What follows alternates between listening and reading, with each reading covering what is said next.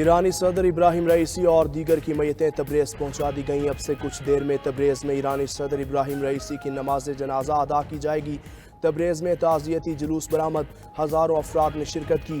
تبریز کے بعد میتیں تہران پہنچائی جائیں گی۔ تہران میں ابراہیم رئیسی اور دیگر کی نماز جنازہ ادا کی جائے گی۔ نماز جنازہ سپریم لیڈر آیت اللہ خامنہ ای پڑھائیں گے۔ صدر رئیسی کی تدفین مشہد میں امام رضا کے روضے کے احاطے میں جمعے کی شب کی جائے گی۔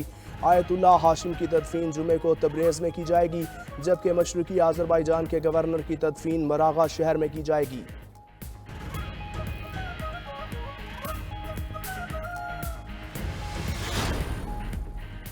ایرانی صدر اور رفقا کے انتقال پر پاکستان میں آج بھی یوم سوگ۔ سرکاری اور نجی عمارتوں میں قومی پرچم سرنگوں۔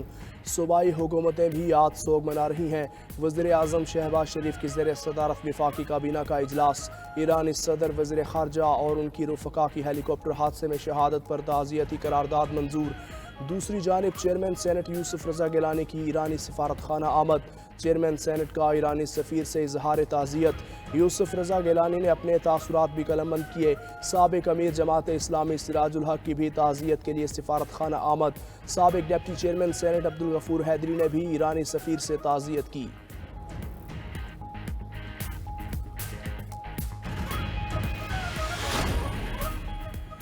گندم درآمد سکینڈل میں ملوث عناصر کی نشاندہی کر لی گئی۔ وزیر اعظم شہباز شریف کی منظوری کے بعد وفاقی وزارت نیشنل فوڈ سیکیورٹی کے 4 آفیسر معطل۔ سابق وفاقی سیکریٹری نیشنل فوڈ سیکیورٹی محمد آصف کے خلاف باضابطہ کارروائی کی جائے گی۔ وزیر اعظم نے انکوائری کمیٹی کے سفارشات کی منظوری دے دی۔ معطل ہونے والوں میں سابق D G plant protection A D Abid, food security commissioner 1 doctor Waseem, director food security Punjab Imtiaz Gopang شامل۔ دوسری جانب سیکریٹری خوراک پنجاب نے کرپشن، نااہلی اور فرائض میں سنگین غفلت پر 20 افسران کو معطل کر دیا۔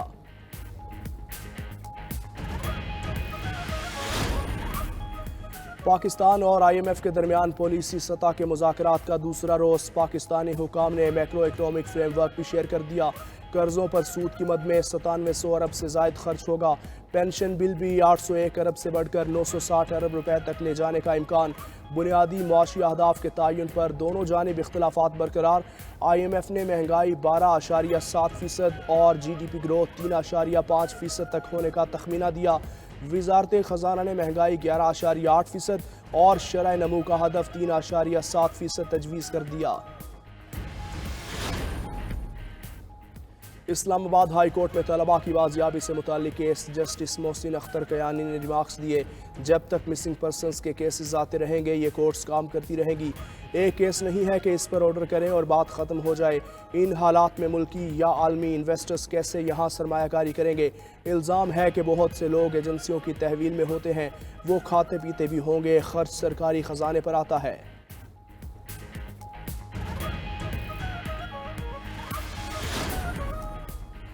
وزیر آباد میں بانی پی ٹی آئی پر حملے کا کیس، گجرانوالہ کی انسداد دہشت گردی۔ عدالت نے 3 ملزمان پر فرد جرم عائد کر دی۔ فرد جرم مرکزی ملزم نوید سمیت ملزمان وقاص اور طیب بٹ پر عائد کی گئی۔ تینوں ملزمان کا صحت جرم تسلیم کرنے سے انکار۔ فرد جرم کی کارروائی کے بعد سماعت 25 مئی تک ملتوی۔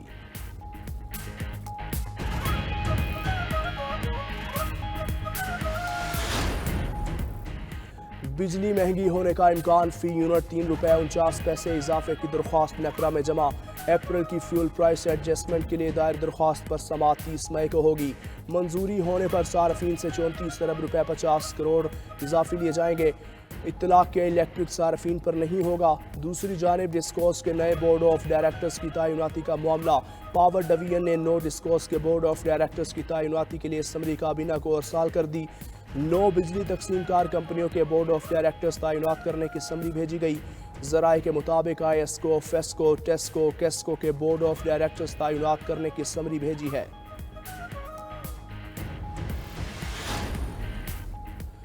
ملک بھر میں لوڈ شیڈنگ نے شہریوں کا جینا محال کر دیا۔ شہر بجلی کی غیر اعلانیہ بندش۔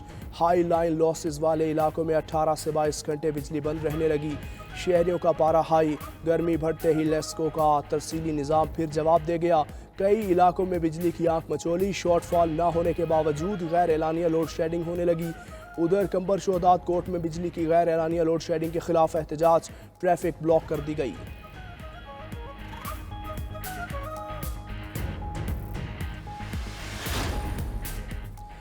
शदीद गर्मी की लहर जारी है। पीडीएम में पंजाब का आज से 27 मई तक हीट वेव का अलर्ट। हीट वेव से मैदानी इलाके खुसूसन जनूबी पंजाब शदीद गर्मी की लपेट में रहेंगे। डीसीज को अवामी मकामात पर हीट वेव से बचाव की सहूलियात यकीनी बनाने की हिदायत। महकमा सेहत ने डॉक्टर्स और पैरामेडिकल स्टाफ की छुट्टियां मनसूख कर दी। उधर पंजाब में कॉलेजेस के औकात कार भी तब्दील। कल से कॉलेजेस सुबह 7:30 बजे से 11:30 बजे तक लगेंगे। कराची पर भी हीट वेव का खतरा मंडलाने लगा। कराची समेत सिंध भर के तालीमी इदारे 1 जून से 31 जुलाई तक बंद रहेंगे। सिंध हुकूमत ने तालीमी इदारों में मौसम गर्मा की तातीलात का ऐलान कर दिया। वज़ीर आला सिंध की ज़ेर सदारत SIFC का इजलास। मुराद अली शाह ने हालीजी झील की 6 किलोमीटर सड़क बनाने की हिदायत दे दी। कहा सियाहत को तरक्की देने के लिए सिंध हुकूमत इकदाम कर रही है। सियाहत के लिए गोरख हिल, खेंजर झील और हालीजी झील को बेहतरीन सियाहती मकाम बनाना है।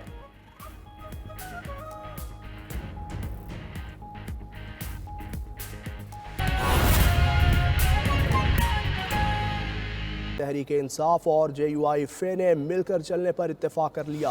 असद कैसर से मौलाना फजलुर रहमान की 2 मुलाकातों में मामला तय पाए।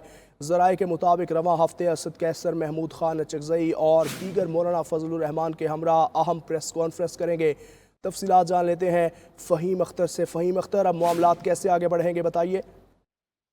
देखिए, अपोजिशन इत्तेहाद के हवाले से ये एक अहम और बड़ी खबर है, क्योंकि मौलाना फजलुर रहमान की जानिब से नाराजगी का इजहार किया गया था कि PTI के चंद रहनुमाओं के बयानात की वजह से। तो उसके बाद PTI और JUI में दूरियां हो गई थी, लेकिन अब ये दूरियां खत्म हो गई हैं। JUI के सरबराह मौलाना फजलुर रहमान को तहरीक इंसाफ ने बना लिया है और असद कैसर ने 2 मुलाकातें की हैं मौलाना फजलुर रहमान के साथ। उन्होंने ये मामला तय पाए हैं, जबकि पख्तूनख्वा मिली अवामी पार्टी के सरबराह महमूद खान अचकज़ई ने भी मामला बेहतर करने में अहम किरदार अदा किया है और बानी PTI की हिदायत के बाद मौलाना फजलुर रहमान को बनाया गया है। और वज़राए ये बताते हैं कि मौलाना फजलुर रहमान और PTI के रहनुमा जो आइंदा हफ्ते है उसमें अहम प्रेस कॉन्फ्रेंस करेंगे और अपोजिशन इत्तेहाद में बाज़ाब्ता शमूलियत की जो है मौलाना फजलुर रहमान को दावत भी दी जाएगी। और अब मामला जो है वो आगे की तरफ जा रहे हैं और इम्कान ये जाहिर किया जा रहा है कि आइंदा हफ्ते या अगले हफ्ते में एक अहम प्रेस कॉन्फ्रेंस में बाज़ाब्ता इसका ऐलान किया जाएगा। यानी कि चंद दिनों में अहम प्रेस कॉन्फ्रेंस का इम्कान है। आपका शुक्रिया। तहरीक इंसाफ और JUIF ने मिलकर चलने पर इत्तेफाक कर लिया। असद कैसर से मौलाना फजलुर रहमान की 2 मुलाकातों में मामला तय पाए। ज़राए के मुताबिक रवां हफ्ते असद कैसर, महमूद खान अचकज़ई और दीगर मौलाना फजलुर रहमान के हमरा अहम प्रेस कॉन्फ्रेंस करेंगे। तफसीलात जान लेते हैं फ़हीम अख्तर से। फ़हीम अख्तर, अब मामलात कैसे आगे बढ़ेंगे बताइए। देखिए, अपोजिशन इत्तेहाद के हवाले से ये एक अहम और बड़ी खबर है, क्योंकि मौलाना फजलुर रहमान की जानिब से नाराजगी का इजहार किया गया था कि PTI के चंद रहनुमाओं के बयानात की वजह से। तो उसके बाद PTI और JUI में दूरियां हो गई थी, लेकिन अब ये दूरियां खत्म हो गई हैं। JUI के सरबराह मौलाना फजलुर रहमान को तहरीक इंसाफ ने बना लिया है और असद कैसर ने 2 मुलाकातें की हैं मौलाना फजलुर रहमान के साथ। उन्होंने ये मामला तय पाए हैं, जबकि पख्तूनख्वा मिली अवामी पार्टी के सरबराह महमूद खान अचकज़ई ने भी मामला बेहतर करने में अहम किरदार अदा किया है और बानी PTI की हिदायत के बाद मौलाना फजलुर रहमान को बनाया गया है। और वज़राए ये बताते हैं कि मौलाना फजलुर रहमान और PTI के रहनुमा जो आइंदा हफ्ते है उसमें अहम प्रेस कॉन्फ्रेंस करेंगे और अपोजिशन इत्तेहाद में बाज़ाब्ता शमूलियत की जो है मौलाना फजलुर रहमान को दावत भी दी जाएगी। और अब मामला जो है वो आगे की तरफ जा रहे हैं और इम्कान ये जाहिर किया जा रहा है कि आइंदा हफ्ते या अगले हफ्ते में एक अहम प्रेस कॉन्फ्रेंस में बाज़ाब्ता इसका ऐलान किया जाएगा। यानी कि चंद दिनों में अहम प्रेस कॉन्फ्रेंस का इम्कान है। आपका शुक्रिया।